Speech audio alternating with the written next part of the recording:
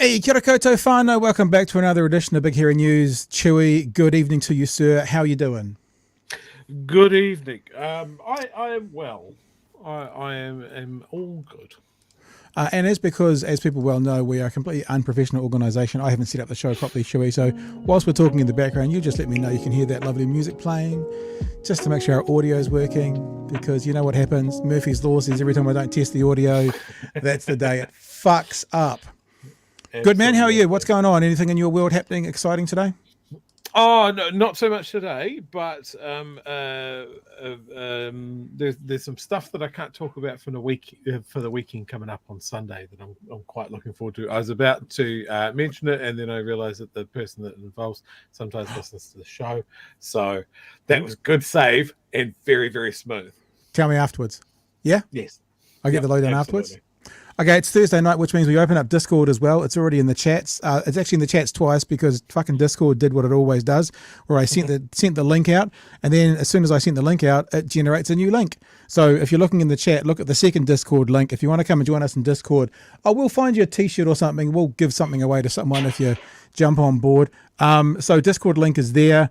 Come jump in and get into the waiting room at some stage through the night. And if you want to actually have a chat with us, then we'd be happy to hear your thoughts. On Thursday night, as you know, we kind of just do the week that's been. What have we talked about this week? We've talked a lot about Nationals holes, haven't we? Nationals holes of significance. Is that what it's called? Yeah. Holes of national significance. Yeah, we talked a bit about that. Tonight we're looking at Elon Musk suing people who criticise him. And we're going to have a look at some of the follow-up polls from NewsHub. NewsHub, of course, released some polling last night, did a little bit more tonight. And Martin, Bomber Bradbury, will be joining us in a sec, and we'll be having a chat about that, along with the conversation we started last night and have talked about several times, which is, of course, in fact, this would be it's almost like open line talkback, Chewy, hubba huge. It's almost like the idea of, we're talking to Bomber shortly about the idea of an ideological vote versus a tactical vote.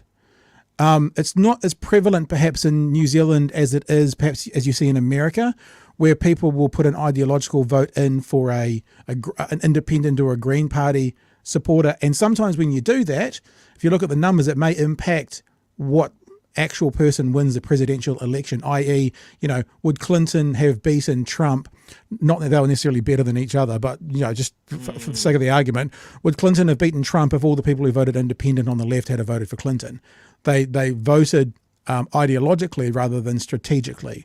So we are going to talk about this tonight with Bomber. We'll do that next. If you want to pick up on that, that would be a great thing to do. Hub a huge open line talkback on whatever that fucking platform's called that I now can't remember. Discord. There you go. Just jumped out of my head. Speaking of holes of national significance. Are you going to do it? Yeah, this is what's her name? I want to play this. This is so good. Okay. How big is his hole? And do... Grant Robertson. Talking to Grant Robertson. That is not in the public interest, I can assure you. It's weird seeing people as human beings, eh? It's weird seeing Nicola Willis as a human being, laughing at it, and then trying to go straight back to saying, but you guys suck. Just after she's made a gaffe, she looks like a human being, and then she tries to go back to being, hard ass again. It's a peculiar thing.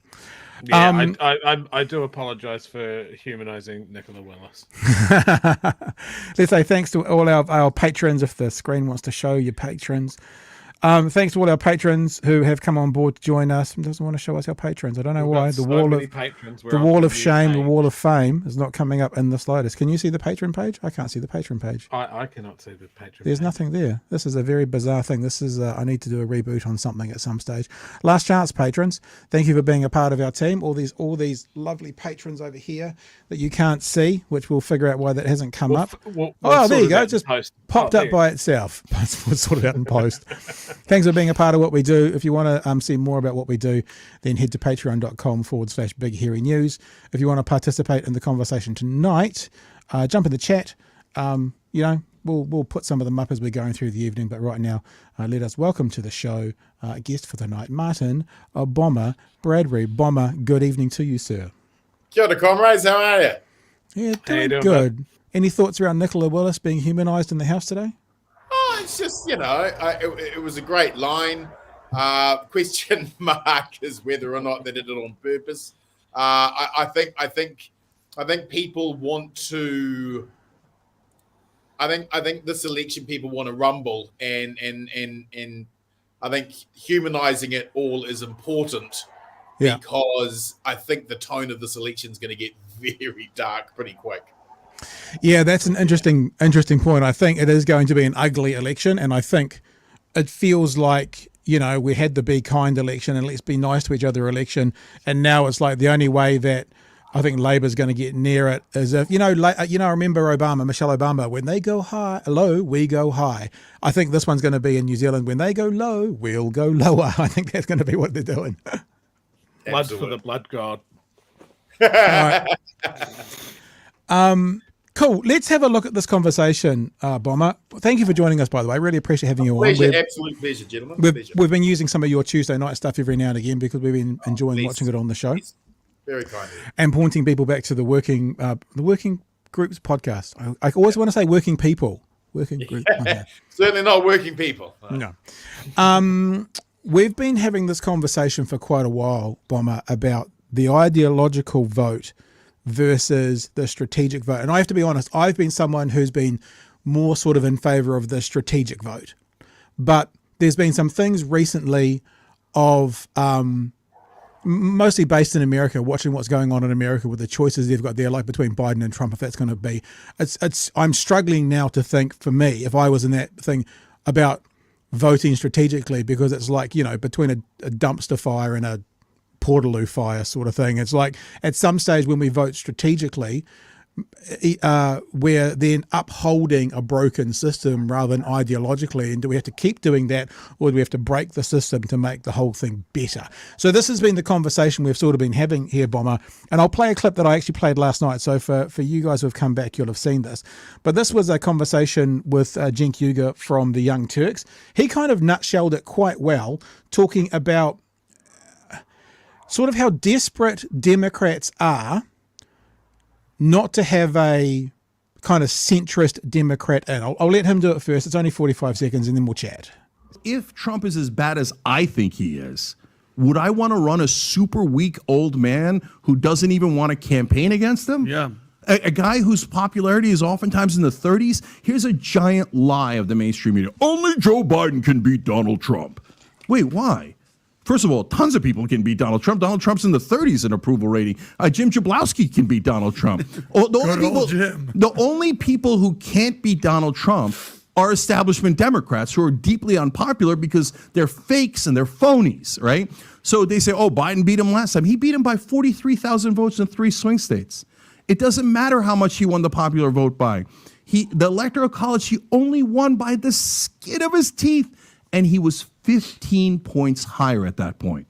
The Democrats are walking into a slaughter with their eyes wide open and saying, I would rather lose to Trump than have a progressive as our candidate. So that's the point at the end. Now, listen, I know Cenk is a bit of a controversial figure amongst those on the left, the progressive left and the left, etc. But the point being, and this is the ideological versus strategic, that the point he's making is that those on the left in America would rather lose to Trump than have a more progressive candidate in. And that's where I want to pick up on the conversation and see what you think, not necessarily in America. Maybe it's not quite as obvious in New Zealand, although on the right, there are a lot of people talking about voting for these minor parties, the Democracy New Zealand's, and is that going to be a strategic or an ideological decision they have to make? But what do you think, Marty, about the idea of voting strategically versus voting ideologically and how we should treat it? See, I wish that there was actually that much intellectual rigor going into people's decisions about what they're voting for. I don't believe that since the creation of social media, we're doing a lot of thinking. I think we're doing a lot of feeling. I think that there are going to be people in the electorate who feel so personal about certain issues that regardless of the economic backlash or damage it might cause them and their interests, they are going to die on a hill for this particular issue. And they're going to die on a hill for this particular issue because when we debate in social media, it becomes such a personal knife fight and such a negative experience that you're not really voting for the things that you believe in. You're voting because you hate that other person. There's a proxification, I think, going on. And what the Young Turks are sort of saying there is these bloody centrists, they're so awful, they're so phony. It's not like centrists want Trump to win. I think most people would be horrified by a Trump victory. What they're trying to do is find a middle ground amongst voters that don't that hate each other less than they hate the enemy. I think that we live in a very subjective rage environment now where objectivity, rational thought, standing back and thinking, consider that's not the issue. It's an emotional feeling. And people are so angry and so fearful post-COVID. I mean, we just went through a universal shared experience. You imagine how rare universal shared experiences are in a society. We all sacrificed. Now, many of us sacrifice far more unevenly than others because we're an unequal, society, and those inequalities are exploding, and they're causing fear, and they're causing alienation. We're more connected than ever before, but we're more lonely. And I think that we're now in this age of subjective rage. It's just about what you hate and what makes you feel angry. I don't think people are philosophically or strategically voting. They're emotionally voting. Chewy? Yeah, no, in broad strokes, I think I agree with that. I mean, for people like us, we get together and we split hairs and we think about how we're going to move the needle or how we're going to punish our team because they haven't quite played it how we would have wanted it to. Certainly that's the way that I'm thinking about Labour at the moment with rolling out wealth taxes and ruling out this, that, and the other thing, and acting like they're negotiating from a position of strength that I do not believe they have. So I'm like, I'm not going to vote for you. With the American experience, I think because they don't even have those other options. Like they don't have a third or a fourth party that they can vote for. Right. The last election, they're like, I want to vote for Bernie Sanders. He's the man for me. But he was never going to take out the Democrats. He was never going to get their nomination. So as soon as he was knocked out, people went, fuck it, I'm just not voting. There's no one there that represents me. So why should I vote for the system that I'm not agreeing with? Right. And it's particularly hard, I think, in America because really what you're being asked for there is not to vote for the candidate that fills you with hope. You're simply being asked to not vote for the worst option and have the worst option, right? This isn't about the best option. This is about the least worst option. And it's very easy to become deeply cynical when that's all democracy's promising, right? The least worst version. Jesus, that's not much to get up in the morning for. Yeah. And that cycle, when you think about, say, Obama's campaign, that was, hope and a brave new future. Look, a black man. To go, right, and now this time, your choice is this orange gibbon and this decrepit old man. It's a real downshift. The orange gibbon's a bit of a decrepit old man as well. So it's the orange gibbon, decrepit old man, and the decrepit old. I mean, I always think about how old is he going to be? 88? Is Biden going to be 88 at the end of his term? Something like that. You don't give your remote control to your 88-year-old grandfather, let alone the nuclear button. I think that Biden won because after 4 years of Trump, America needed an emotional support Labrador. And that's what he is. I'm not. I don't mean that to be facetious, and that's not to give any crap to Biden. Because when you actually look at what he's been able to pass, his legislative agenda is remarkable. And it's remarkable because there's an old school Democrat, sit down, let's cut a deal, Democrat, So he has been able to get a lot through. But after the trauma of Trump, I mean, we all lived this, right? Waking up each day going, what crazy ass thing is he going to do today? And you never knew. And I think after that 4 years of that trauma, the national mood of America was just to have an emotional support peacock to hold on to love. And he's been able to do that. He gives good pats and, he tongues out and everything. But I think that Trump poses such an existential threat to not just America, because Lord knows what he'd do in a second term. He has shown us that he is willing to use violence, street violence and thuggery with the January 6th insurrection. And let's be clear, that was an insurrection. That was an attempted putsch. He's prepared to go there in a way that terrifies everyone else. If he got back in, it would be a threat to American democracy. And I think that we could see a very unique brand of American fascism. Yeah. Before we go on, Chewy, speaking about Labradors and pets and stuff, could you get your dog in the background to get rid of that pornography that we're saying, please? It's not appropriate how the dog is lying. It's a very relaxed on the camera. It's a little bit inappropriate to how the dog is lying in the background. Hey, let me continue this conversation. Can we continue this conversation? One of the things, and look, I'm not saying this as a necessarily supporter or huge fan of TYT, but one of the points that they were making in that was the idea of politicians grabbing onto minority views. And like when a politician or a political party grabs a hold of something that like 2% of the country wants, that's not populist politics, and that's not strategically good politics. It is the politician then doing ideology. There was another one of the poll, there was part of the polling released today from NewsHub that asked the question, do you think the government is focused on the issues that matter to you, the current government? 1 in 3 people said yes, 2/3 of people said no. I'd be keen to hear from both of you guys why you think that is, because when Hipkins was asked about this, he talked about, the cost of living crisis, and that sounds like that is the thing they're focusing on, should be focusing on, but there's not the people don't think that's what they're focused on. People think they're focusing on other things, perhaps things that society think are a more minority view.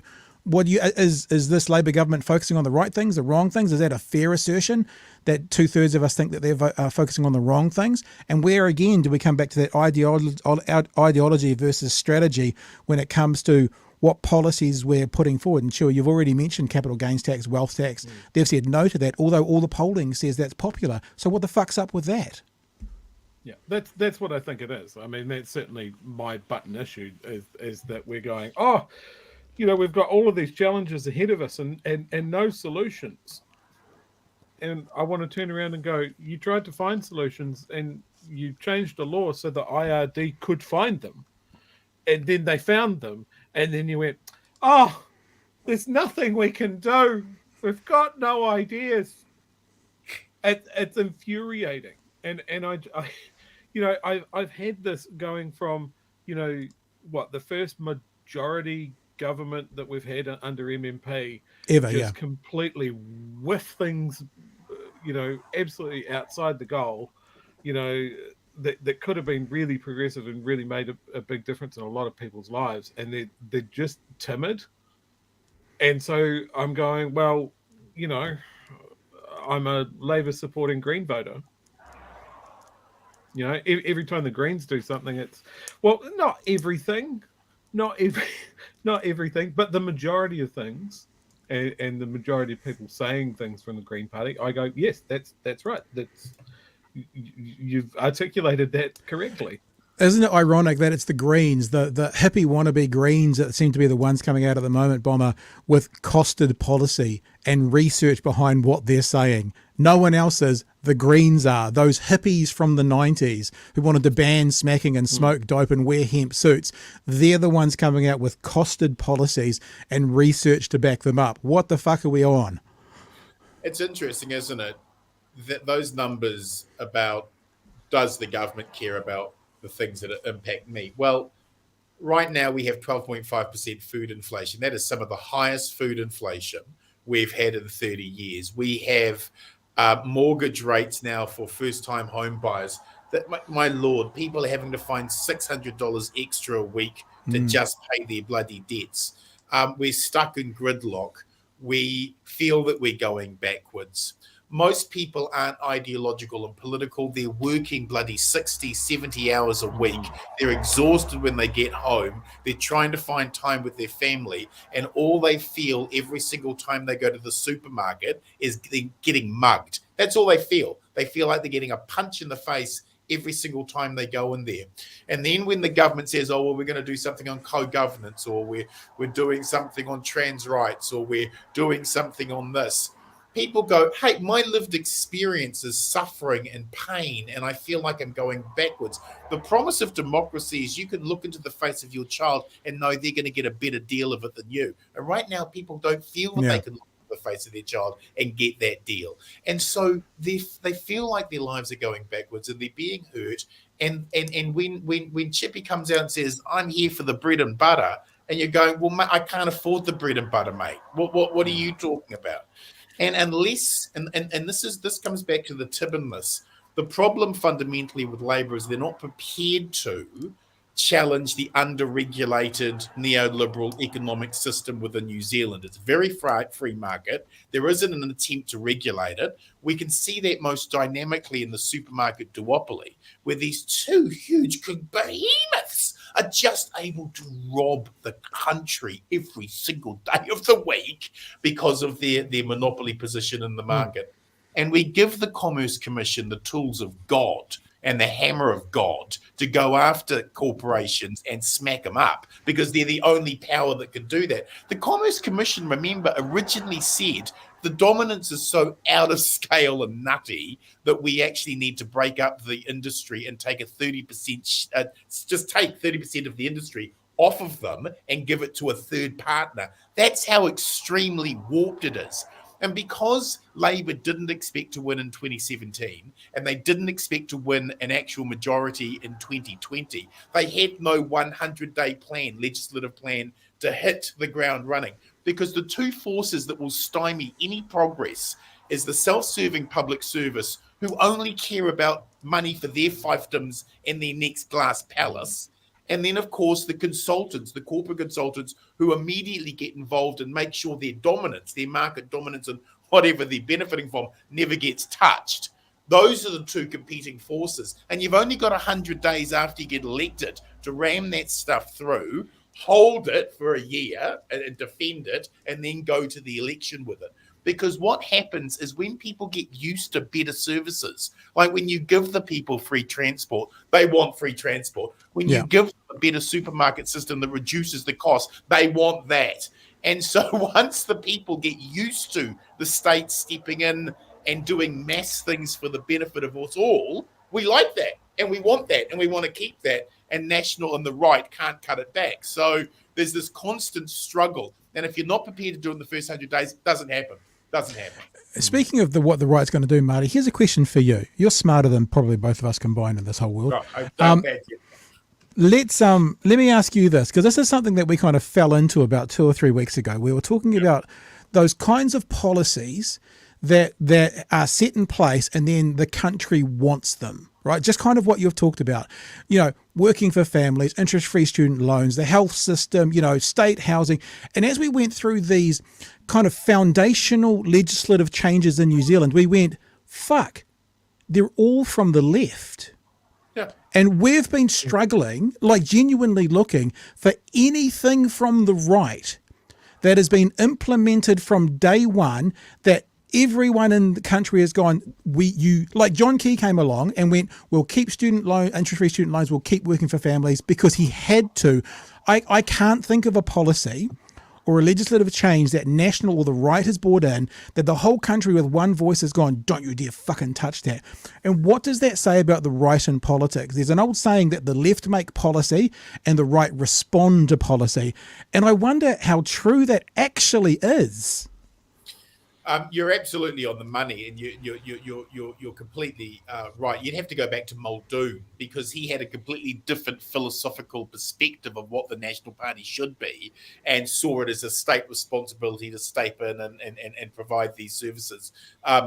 Since the Muldoon age, it's gone very, very free market, very, very much privatization. The state doesn't have the answers. Let the free market decide. The political project of the right, and this is ACT and this is national, is to starve the state of revenue in the first place so that there's no money to redistribute, right? So if the state doesn't have the money to begin with, can't redistribute it. So that's always the game. Cut back the ability of the state to raise revenue, tax cuts, privatization, selling stuff off, do that to the absolute maximum and limit the state's ability to provide. Because if people aren't being provided by the state, so the philosophy goes, they'll have to do it on their own. And the problem here is because we've gone so far to the right, always to a very minimalist state approach. I mean, even where we do have regulations, there's only like a handful of inspectors, right? Like there's a handful of inspectors for healthy homes. There's a handful of inspectors for all of the migrant worker exploitations that occur in New Zealand. There's only a few. So it's a very, very lightly regulated market that allows businesses to dominate, become duopolies, monopolies, oligopolies. And because we're on an island, it becomes monopoly rental. So you've got very set ideas and very set interests. And they refuse point blank to be challenged. That's why ACT and National are raising so much money from the billionaire class right now, because they're wanting their interests protected by not having regulation, by loosening up all of these requirements that Labor have poured on. So that's the constant stress, and that's the constant pull and sort of tug of war between the left and the right. Because the right generally can't argue a particularly convincing argument as to why you should just, get back a McDonald's Happy Meal once a year in the form of a tax cut, and we make shitloads. Because that's a very difficult argument to sell people. They're reliant on culture war stuff. And you've seen, certainly with ACT, they have just dominated this culture war issue. And because I think woke middle-class activists, who are very alienating at times, have pushed so many of our brothers over to the right, you've got guys who are voting ACT without really knowing what the bloody hell ACT are going to implement.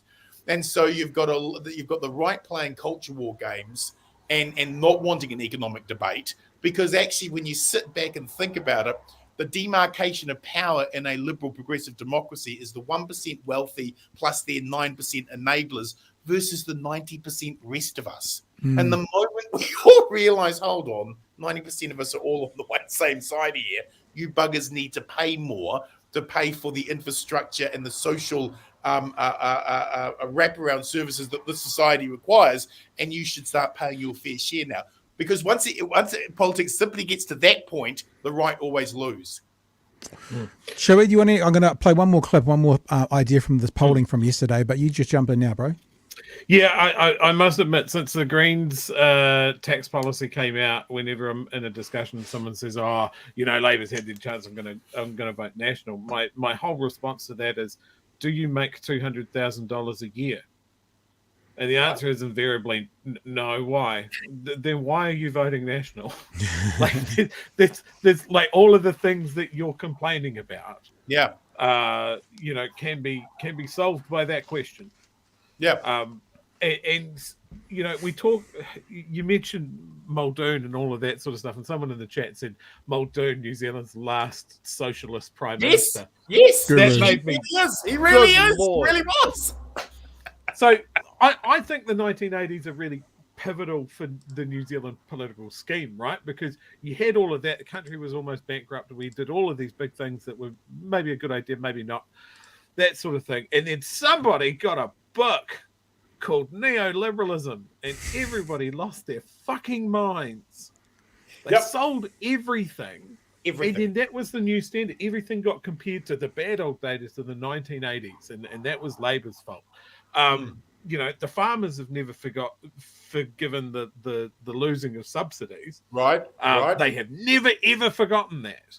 Yep. And every time the government expands, like you've got the right talking about the level of bureaucracy that we have. It's harking back to the 70s and the 80s and flying on and all of that sort of stuff. Even though we have like trimmed back government oversight, as you said, like we can put in all the laws that we like, but if we don't have people inspecting and enforcing them, what the fuck's the point? Right. You know, Labour said that they were going to bring out a supermarket. I'm paraphrasing here, a supermarket commissar, which is exactly what it should have been called. And then the supermarket said, "Oh, we're terribly scared of that. Okay, we're just going to adjust our prices a little bit." And you've forgotten, and good, prices go back up. Right. So, and then everything that Luxon's saying, like he said it around genetic organisms. He said it about this roading project that he brought in. It's all going to be safe because we're going to have a ministry or something to overlook it. But we're getting rid of bureaucracy. But here's a new one. And I feel like I'm taking crazy pills, and I'm just like, I know that like people like us watch all of these things, and we compare all of these things, and we've got it all filed away, and we go, yes, but Mr. Luxon, on May 27th, you said this, but everybody else isn't. Yeah. Of course. They're going to make their. I mean, we've been saying this all year, right? That they're going to make their voting decision based on their last shopping bill the week of the election. Right. And it's all over. And you can debate the pros and cons, but it's just when people are hurting, they'll take another. Exactly. They'll take the other guy. Yeah. Anyone but Jacinda. That kind of vibe. Anyone but Jacinda. Make Jacinda go away, and so we'll just vote for whoever it is. Like you were saying, Bomber, without actually like we had on Scotty Reeve this week, who was the Anglican priest who got kicked out of the Stop Co-Governance Julian Batchelor thing, and he told us that he sat down because it was a Samoan Christian couple that organised that rally in his neighbourhood, and he sat down with them afterwards, and he explained to them who Julian Batchelor was, and they were shocked. And it's like they didn't have all the information to make the decision. And then once they found out, they were like, what the fuck? It's like, Brexit turned into, what was it? Remorse. The next day we're talking about remorse after Brexit. It's like, get the information. And like, I like the idea of voting, but I'm scared of the idea of ill-informed voters. I mean, we hear about in America, the uneducated voters are the ones Trump loves the most. Of course he does, because they never question anything. Yeah. But I think on the left, we have to think about how are we bringing brothers and sisters into the fold? How are we keeping this broad church enough? Because I think sometimes the activists get us into pure temple dogma where you have to agree to a whole bunch of things before you're allowed in the door. And that's not the way it can be. We on the left have to be the embracing side of the fence. We have to, I just don't believe that you can lead the people if you don't love the people. And I think that there's so much pain going on out there in our communities. People are struggling economically in ways they didn't and haven't had before. And I think that post-COVID, there's still so much shockwave. And there are parts of our community who feel alienated for the first time in their entire existence in New Zealand, who took a stand on something, whether it's anti-vax or anti-mandate, and they suddenly felt excluded. And they have gone poisonous on that exclusion. And there are a whole bunch of other parts of society that feel that they're being excluded, while the very wealthy and the property speculators and the bank managers are laughing all the way back to their banks. And I just think if you're going to be serious about politics, you've got to seriously challenge the powerful. You've got to take money off of them, and you've got to do the redistribution so that the people believe in the process and they believe in the system. I mean, if we were able to give every single child in New Zealand a free breakfast and a free lunch, nutritious, not some bullshit for McDonald's, I'm talking nutritious, good New Zealand Kiwi food, right? The harvest of our own country made in our own fields, shared with our children. If we did that, that would do more to reduce truancy. That would do more to create goodwill between parents and schools and the students than any single thing else, I mean, I think we need to be more generous of spirit. We need to be kinder to individuals and crueler to corporations. Luxon's already earmarked that, because like Chewy said, we do this every day, so I can remember the bit we did about Luxon coming for your feminine hygiene products and talking about free lunches in schools as a negative. So that's already, but everyone else has missed that. And to be honest, even though we've filed it away, Luxon's never going to talk to us, so we'll never get a chance to answer him about that. Which means going through the halls of power, someone throws him the daily headline news, and no one, even the guys who have access, don't go into it. Other than credit where credit's due, Jack Tame seems to hold him pretty much to account when he talks to him. Yeah, he's very good. Very good. Hey, let me just move to this one thing. I'm going to keep you all night, Bomber. I don't want to take up too much of the show, gentlemen. But dude, it's this week. This Thursday night's becoming a bit like this, isn't it, Chewy? It's only a 60-minute, 90-minute. Our 60-minute show was always made up of 3 30-minute parts, Bomber. We don't know quite how we do that, but we tend to do most nights. No, we're not good at maths. I want to play a clip from everyone's favourite financial beneficiary of the ACT Party. That's Jenna Lynch at TV3. Thanks to her husband's salary. But this is one of the other things that has come in, and I've got one question about it for you, Bomber, because I can't fucking figure it out.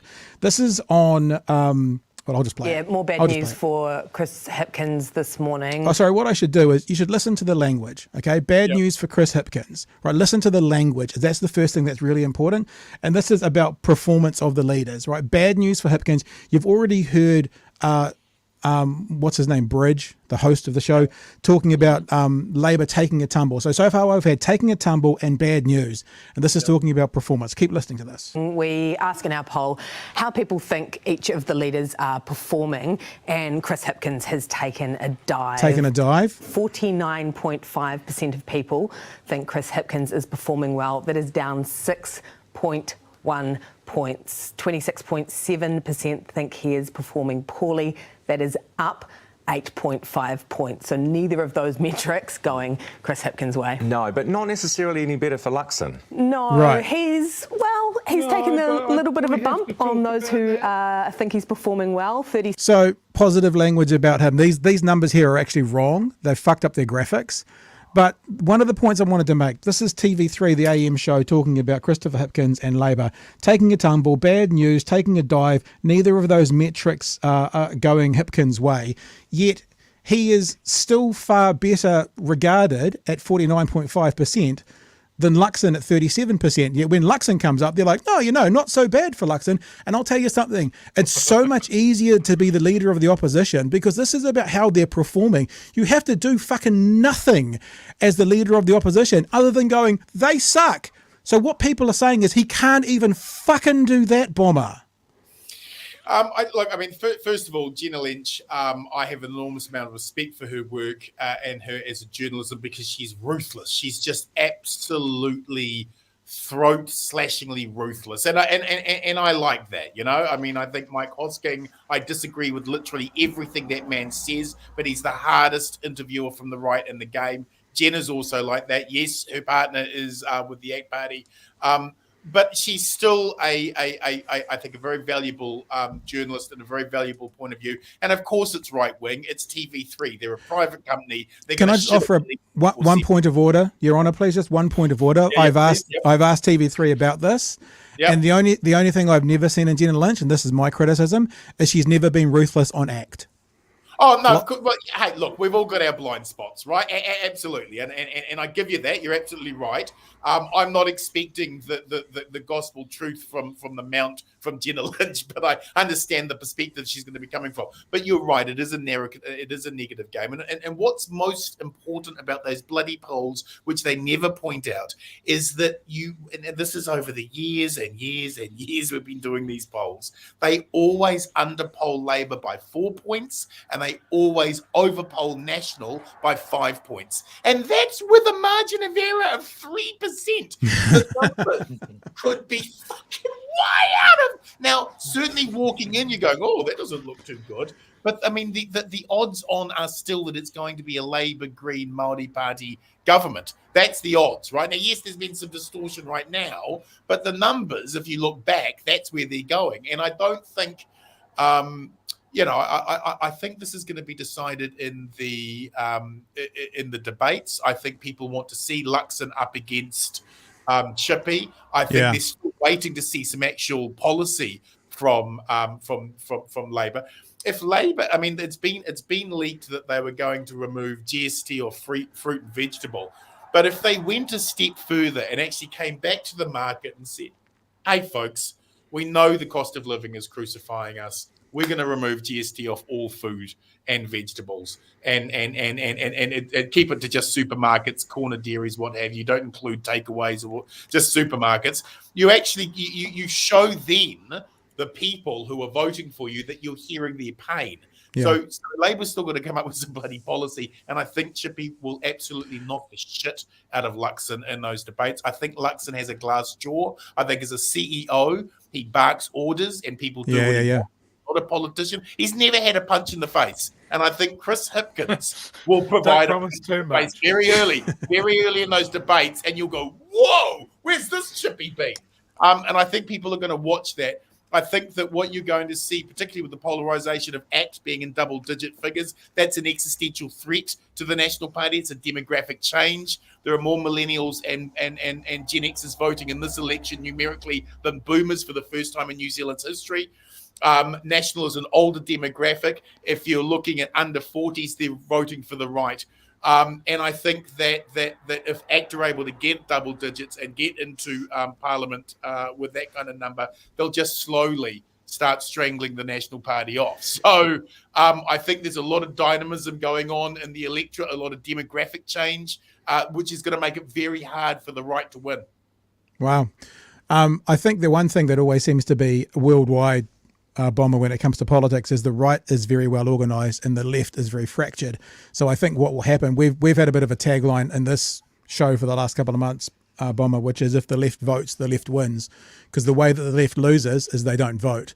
And Absolutely. so I think that's what keeps it even 50-50, because I'm confident from all the numbers all over the world that by far and away the majority of voters in every Western civilization is left-wing voters. That's where the policies are, that's where the voters are. But the left are also the guys who do, as kind of Chewy said tonight, get a bit upset because there's no capital gains tax or wealth tax and go, fuck it, I'm not going to vote then, which brings us right back lovely to the start of our conversation about ideological voting versus strategic conversation. So yeah, I saw Chewy's eyes light up when you talked about being a left wing. You got a bit excited. You barred up a little bit, didn't you, Chewy? Just slightly when you heard Bomber say that. Absolutely.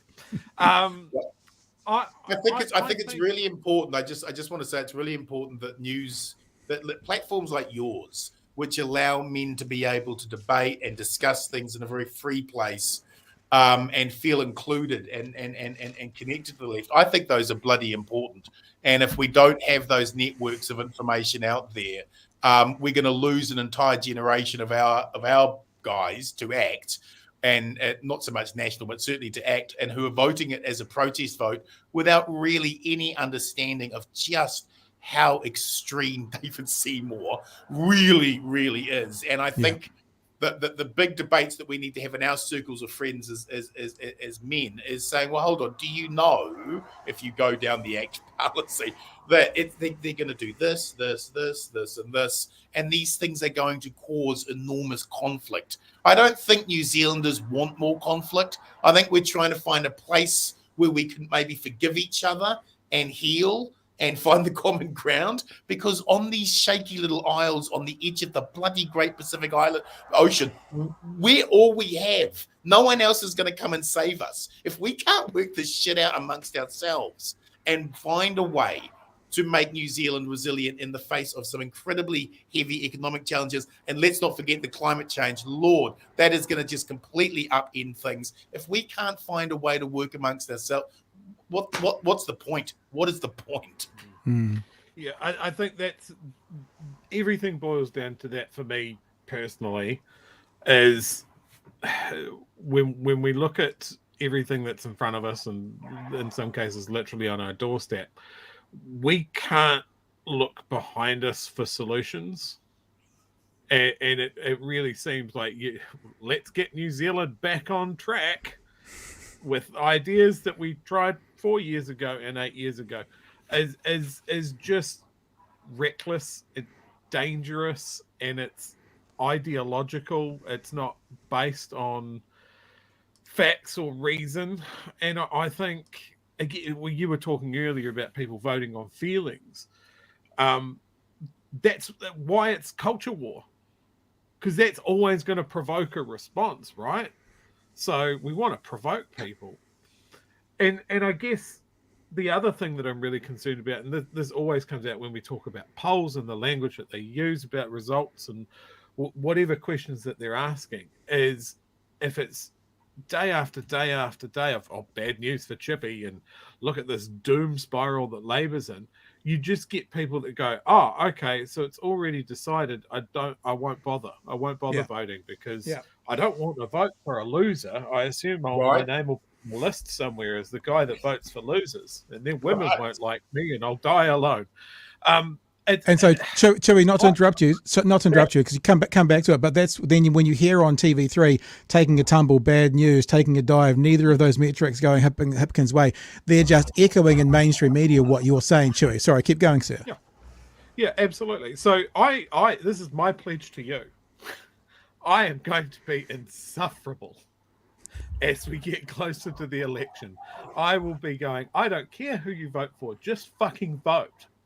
Because we've seen the other, like in the local body stuff, right? When you get such a low turnout, it gets skewed heavily one way and you get absolute gremlins being voted into office with the most fucked, cooked ideas out the gate. And if that happens at a national level, it's dangerous. All right. Well, we should probably wrap up and let you go, Marty. Is there anything else you want to leave us with? There was one text that I wanted to highlight. Hopefully no one will take offense to this. Adam said, I just wanted to know where you guys got the DeLorean. Great to see future Pat on the show tonight. People say that about us all the time, Bomber. They used to hear my voice on ZB and say, are you Bomber? And I'm like, no. So I just want to reiterate how very important you guys are to the media ecosystem, that there needs to be places like this where this stuff can actually be thrashed out and debated and talked. I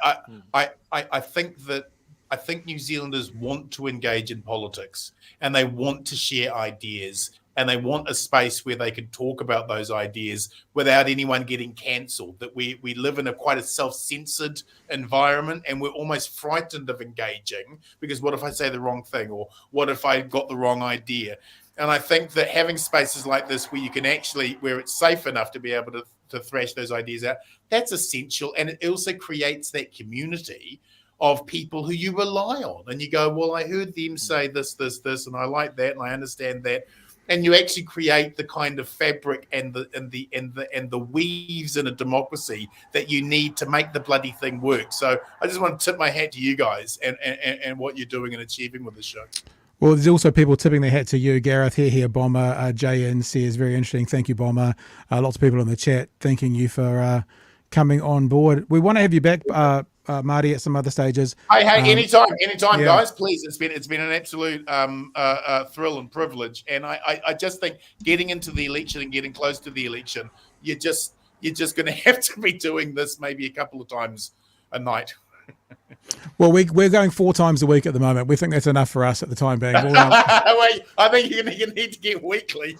Well, we're gonna start doing some live stuff, I think, as well around the election. We're probably going to do drinking games on one of us nights. may die during the debate. During the debates.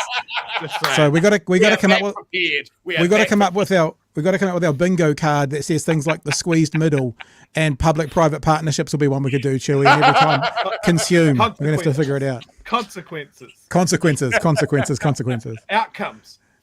Hey, it's been a pleasure, Bomber, and everyone's thankful that you came on board, and we'll talk to you real soon. Sweet as. Be well. All right. Martin Bomber Bradbury. Hang on. I need to push the wrong button. No, I'm going to push stay. I need to push leave studio there, Chewy, rather than eject. You would be here by yourself. You'd shit your pants, wouldn't you? Fantastic. Yeah, that was a great chat. And it was a lot longer than I thought it would be. So thank you to Bomber for being gracious, for sticking around. Some of the chats that have been going on during that. Henry, the most important one of the night, got my shirt this afternoon. That's because Henry lives in Dunedin and it was dropped off to his front door. Everybody else's is on their way to them as we speak right now. Guru says, I voted last 3 elections to keep Labour honest. A non-Labour left vote was critically important in 2020. A majority has hurt Labour. Yeah, I can't remember what I voted last time. He's taken that out of my brain. That's why I say I'm a Labour supporter that votes Green. And I'm wondering when that transition is where I just say that I'm a Green voter because I've voted in Green in every election apart from my very first one, which was the first MMP election. Speaking of Biden, get him over the line. That's the bare minimum to do. It's that thing about strategic versus not. What Bomber is alluding to can be summed up in Bonhoeffer's theory of stupidity, especially those who have become cultists in their views. Look, there was a bunch of people in the chat as well asking us to talk to Bomber about his views around the word woke and stuff. That's not for tonight. Bomber came on to talk about a real specific thing. And look, maybe we'll debate that with him at some stage. And, everyone knows that Bomber's got some pretty strong views on, the far left and stuff. But look, I'll tell you something. I was going to mention this, but I actually didn't want to hold Bomber any longer because I told him it would be 25 minutes or so, and it's been 45. In fact, he jumped on board at 10 to 2. He's been with us for an hour because he was behind the scenes as well. But this is the reality, I think, of when Bomber talks about woke. I said this the other day, I had something going off the dome. I just thought about it and I said it and it wasn't quite formed about, having facts and empathy. Remember that conversation? I've had more time to mull it over. And so now this is what I think it is. Assuming that the actor is being honest. So the person participating in the conversation is actively not lying. They're telling their truth, the truth. They're trying to be honest. The militant right will use facts with no empathy. The militant left will use empathy with no facts. And all of us who sit in the middle do our best most of the time, if we're being honest, to use empathy and facts. That's what I think when he talks about woke, and I'm not defending Bomber and his positions on that. I think he's talking about what I would talk about there as perhaps the militant left, which might be 1% down the far end. The other problem with it is the militant right and the militant left are the ones who typically get the headlines, and most of us in the middle kind of go, well, that doesn't quite fit with what we're thinking. But they get the headlines, they make the stories, they're the influencers, they're the ones that make all the noise on Twitter or X or Threads or whatever it is. And I think I'm still mulling this over, but this idea of I want to be someone who uses facts, but empathy. Now that puts you in an awkward situation when your facts can be hurting or cutting, but we still have to be truthful and honest whilst showing empathy. And I think, like I said, those on the right or the militant right, they're happy to throw facts at you, not giving a fuck how it makes you feel. They literally say, we're talking about facts, we're not talking about feelings. They literally have that as one of their kind of bedrock things. And I just wonder, I'm not speaking on behalf of him and I'm not defending him, if when Bomber talks about the woke, he's talking about what I'm mulling over with the militant left who go empathy first over facts. I know I'm being very sweeping statement there, but I'm still just working through it, Chewy. I think another thing is, like, the right don't give a fuck, right? They'll just do it and damn the torpedoes, away we go. And then the left, we just, we're too considerate, or what if we do this? And the people on the right that coincidentally don't like us now, don't like us after we do it as well. And it's pleasing that middle third. And I just want them to go, you know what, we've got 2/3 over here on the left, we'll keep them happy and then fuck the other ones. The idea of the middle third, though, I don't know if that's society we have anymore, because the middle third, and because I'm pretty far left, but I'm not militant left. So I actually wonder if it's more like fifth, middle fifth, fifth, militant fifth on either end, kind of left and right fifth, which is probably where I sit. But even in that, I probably sit on the left-hand edge of that fifth, and then fifth in the middle. I wonder if we don't do third anymore, which is what we've always talked about. I wonder if we're much more compartmentalized. Maybe it's even like sixth, or seventh. You know what I mean? So there's more than just third these days. Now, if it was sevenths, you could still say we're fighting for the 3/7 in the middle, seventh. But I think the demarcations are now smaller, which means there's more of them. You know what I mean?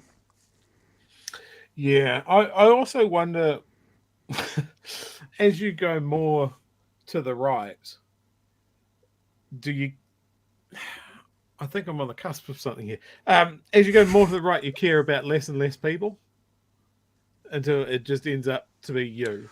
Well, I guess that's the idea of, about self-determination and, looking after myself and, me and my, and that's very much a right-wing sort of, my rights, my this, my that. I think if you did look at when you are having sort of protests and stuff, quite often a protest from the right talks about my rights and a protest from the left talks about our rights. I don't think that's Somebody an uncommon else's sweeping right, statement. Yeah. I mean, I heard someone say the other... more to the right, it's you care about less and less people or people more like you until it literally is just you. Yeah. Yeah. And look, I think as well, I mean, this, and this is where some on the militant left will disagree with me because I say that, and I've said this dozens of times on the show. It's like your anecdotal evidence may not necessarily be reflective of the data. So I don't believe in anecdotal evidence. I don't believe in your lived experience. However, the empathy goes, but your lived experience is completely valid to you. Like, people who go facts are more important than your feelings, what they're basically going is your lived experience means shit. It's only about data. But that's not true because your lived experience is incredibly valid to you. I've said this on this show dozens of times, that the horrible story about the one guy in Dunedin, the plumber, the young guy who I think they've confirmed died from the vaccine. His girlfriend has a 100% experience of having a partner die from that. Now, that's not reflective of the data, but for her, it's completely valid. And that's what you have to find. The facts are how safe it was. The lived experiences for that one individual, oh my God, could you think of anything worse? And that's where you got to use facts and empathy together. Whereas the right, and typically will just go facts is all that matters. Facts don't care about your feelings. And some on the left, I know I'm stereotyping, will be more concerned about only feelings. For example, the classic gender conversation that, there's no difference between biology and gender and a biological male and female are the same, so they should be able to play rugby. That's just not scientifically accurate. But in that person's life who's going through that, who wants to play sport, that's a real thing that we have to still figure out as a society because they're here, they're valued, and we need to figure this out. So it's not just science says, facts say. There's also an element of we need to actually work through this and figure out as a functioning society how we're going to do this. And that's the empathy part. Yeah, absolutely. Like, I've always said empathy is enormously important, and when I see statements or actions that seem to lack empathy, that's a huge red flag. Yeah. I just want more people to be looked after better. God 100%. damn it. Why is that radical? And accepted for who they are and loved for who they are and be allowed to do what they want, have bodily autonomy, all of these things, right? Just 100%. It's not as easy as anyone on the political spectrum imposing what they think must happen. Either side, left or right, far left, far right, any of them going, this is how the rest of society now has to function. Like it doesn't, because what happens is what's happening in America at the moment, where the far right are getting these book bans for books that have got sex in them and all this kind of stuff. You know what's happening? What's happening is now people are legitimately getting their Bibles banned from schools because the Bible is full of sex and rape and bestiality. Well, I don't say full of, it's in there, bestiality and all these terrible things. So it means that when you set these conditions and go, this is how it has to be, I'm imposing my view on yours, it doesn't work that way because we haven't worked it out as a society as to what we're going to do. It's a silly example perhaps because we're never going to work out as a society banning books. But what I'm saying is if you have a militant approach to something, ultimately it will fall over if you don't take society with you from wherever you are in the political spectrum and whatever the issue is. That's what I think. Absolutely. At least. No, absolutely. Let's have a look. We did promise to talk about Elon, so let's have a look at this. It probably won't take us a long time to go through. But I'll also say now, if you want, I don't know if we've got time for Discord tonight, but if anyone's in Discord and you want to have a chat about any of these things or anything that's been going on this week, you're welcome to jump in the waiting room. And if you do, and if we've got, I'm not going to pitch it again, the link's in the chat. We might see if we can get to you before the end of the show for a quick one. But as I said, we're already sort of running late. Thanks, for a good reason. But you're welcome to give it a go, and if we can get to you, we can. And Chewy, you'll have to jump into that room as well and mute your mic in the in the Discord for now. And if anyone comes up there, they do, and if they don't, they don't. Right, Elon Musk. This is actually a story from a couple of months ago, actually, because there's a group called the Center for Countering Digital Hate in America, and they've done a bunch of research, and they've found out through their research. I think the beginning of June this was launched, that Twitter is failing to act on 99% of Twitter Blue accounts tweeting hate. So what's happening is a whole bunch of Twitter Blue users, I'm a Twitter Blue user, and I do it because I upload 7, 8, 9, 10-minute video clips, so I have to, are basically breaking or breaching the codes that Twitter has set for hate speech. And when they're getting complained about, Twitter's doing nothing about it. So, and these guys went through and they did this research. I think they went through 100 different places, and they laid complaints and they made comments themselves, and they did it all. And they found that only 1% of the complaints were being acted on. So 99% of Twitter Blue accounts were tweeting hate, and it was some horrible stuff. The black culture has done more damage than the Klan ever did. The Jewish mafia wants to replace us with brown people. T-words are pedophiles. Diversity is a code word for white genocide. Hitler was right. These are the kinds of comments they were testing them with, and then complaining about, and finding out that only 1% of the Twitter Blue accounts were then getting called out for it. So what's happened today, or in the last couple of days, is Twitter has decided to sue that group, right? So the group is the Center for Countering Digital Hate. Elon Musk has decided to sue the non-profit that tracks hate speech. X Corp, the parent company of social media company Twitter, sent a letter on July 20th to the Center for Countering Digital Hate, a not-profit that conducts research on social media, accusing the organization of making a series. This is what they're saying that this group did. That they've made a series of troubling and baseless claims that appear calculated to harm Twitter generally and its digital advertising business specifically, and threatened to sue. The letter cited research published by the group examining hate speech on Twitter, with Mr. Musk has now renamed X.com. The research consisted of 8 papers, including one that found that Twitter had taken no action against 99% of the 100 Twitter Blue accounts the center reported for tweeting hate. The letter called the research false, misleading, or both, and said the organization had used improper methodology. The letter added that the centre was funded by Twitter's competitors or foreign governments, of course they did, probably New Zealand on air, I'm guessing, in support of an ulterior agenda. Imran Ahmed, the chief executive of the Centre for Countering Digital Hate, said Elon Musk's actions represent a brazen attempt to silence honest criticism and independent research. He added that Mr. Musk wanted to, quote, stem the tide of negative stories and rebuild his relationship with advertisers. The centre also said it did not accept any funding from tech companies, governments, or other affiliates. In a blog post on Monday evening, X announced that it had filed a lawsuit against the Centre for Countering Digital Hate for, quote, actively working to pervert free expression. So just so you're clear, they're suing them for actively working to prevent free expression whilst they're trying to prevent the research from coming out or anything like it. It's pretty smooth. It's a pretty smooth move. In the last couple of days, the CCDH have responded. Maybe I'll just read you this one. And this is a statement from the founder. Elon Musk's latest legal move is straight out of the authoritarian playbook. He is now showing he will stop at nothing to silence anyone who criticizes him for his own decisions and actions. The Center for Countering Digital Hate Hate's research shows the hate and disinformation is spreading like wildfire on the platform under Musk's ownership, and this lawsuit is a direct attempt to silence those efforts. People don't want to see or be associated with hate, anti-Semitism, or the dangerous content that we see proliferating on X. Musk is trying to, quote, shoot the messenger, who highlights the toxic nature on his platform rather than deal with the toxic environment he's created.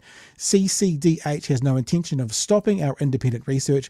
Musk will not bully us into silence. And then they've been responding to him over and over and over again. And this is a comment about the story. We won't go into that. But so that's something we wanted to highlight that was going on Twitter at the moment, that Elon is trying to sue a not-for-profit because they did research and found out that his platform is a lot more full of hate speech than it used to be. Long story short, Chewy. But Pat, Elon Musk is a free speech absolutist.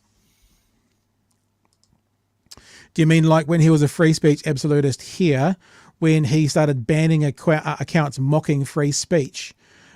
So days after Elon declared that, quote, comedy is now illegal on Twitter, end quote, the platform banned several comedians for parody tweets in which they impersonated its new owner. Among the suspended accounts were comic Kathy Griffin and internet personality Ethan Klein, who both had verified blue check accounts. Yes, I could have ended world hunger instead of buying Twitter, wrote Klein to his 2.3 million followers after changing his username to Elon Musk and his profile picture to a depiction of the billionaire. But people don't understand the importance of having a free and open forum. If somebody dies of starvation in Sudan, it won't affect the world, but being able to say the N-word on Twitter is is a right we deserve. Shortly after the tweet was posted, Klein's account was suspended. So what were you saying about absolutist there, Chewy? Yeah, no, absolutely. And look, just to bring it back to me, you know, Okay. all of these accounts that they re-enabled, the horrible Nazis, the Proud Boys, the Holocaust deniers, anti-trans activists, TERFs, and all of that sort of stuff, they all got their accounts back, and my first account is still banned. Yeah, because you didn't you tell a certain mayoralty candidate to go jump off a bridge or something? No, I said he was small enough to stuff inside a sandwich bag and throw off a bridge. Right. So that was sizist. So you were sizist. I am worse than 90% of the Nazis on Twitter. Anything in the chat? We've got Alex. So I think Alex tried to talk to us last Thursday and his stuff didn't work. So Alex, we will come and give you a crack in a second. Chewy, you might want to turn your mic off there and turn your mic on in Discord. And if there's anything in the chat that we want to get to before we go and give Alex a go, we'll do some chats, eh? Actually, you've done a whole bunch of those. Yep, I did a bunch of them. Yeah.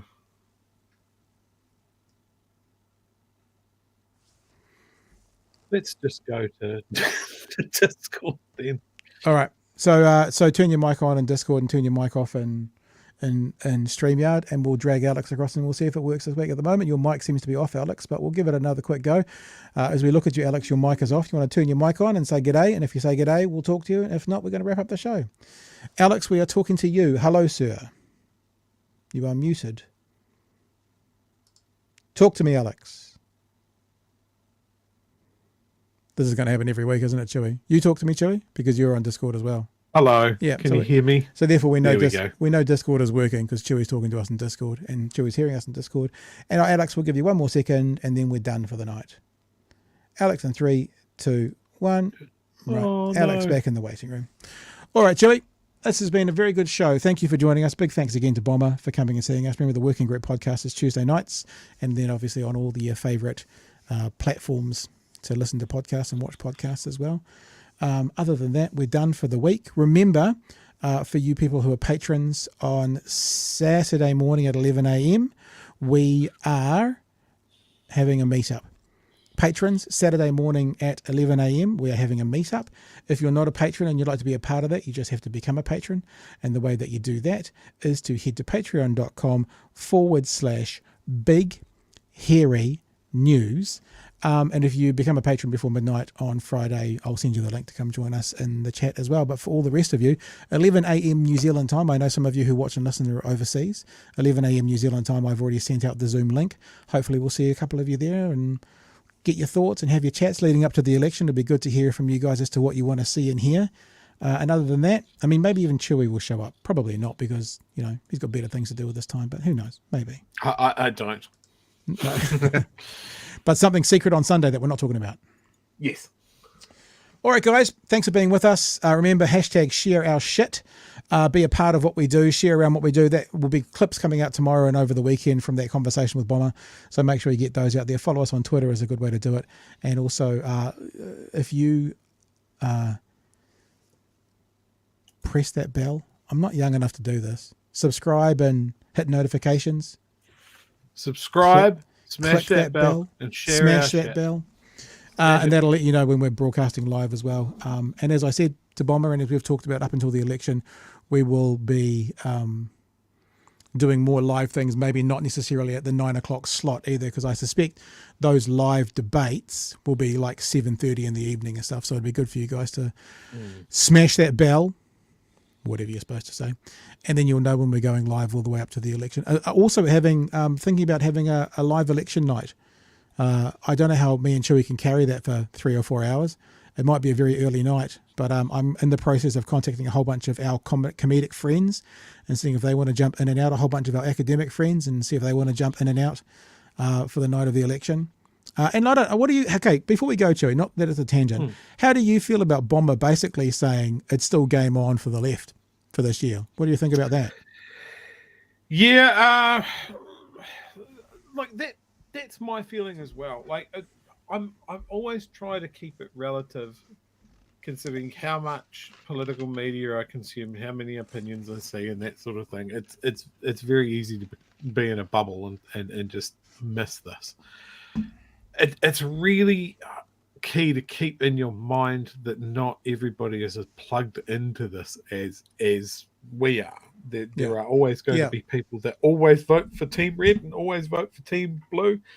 And when media platforms blow out like a change in opinion that's less than the margin of error, as Bomber said, Labour consistently gets under polls by 4%.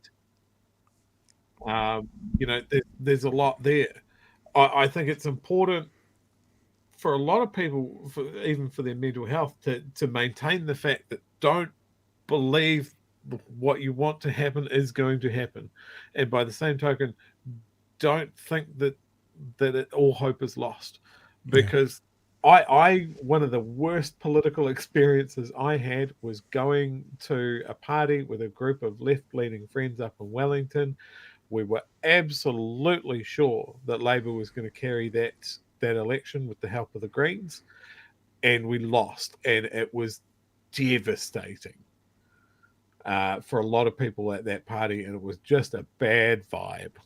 So just be realistic,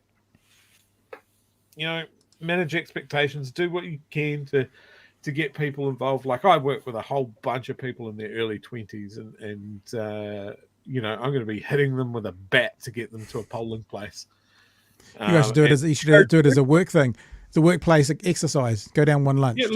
Literally, the polling place will be across the road from us. So it'll be like, go grab your back, go do a vote. Yeah. All right. Ending the show with this. Just because it's funny and we liked it from earlier. Still funny. He now has to be the one who finds some way of repairing the fiscal hole in National's plans. How big so is his hole? And do... That is not in the public interest, I can assure you.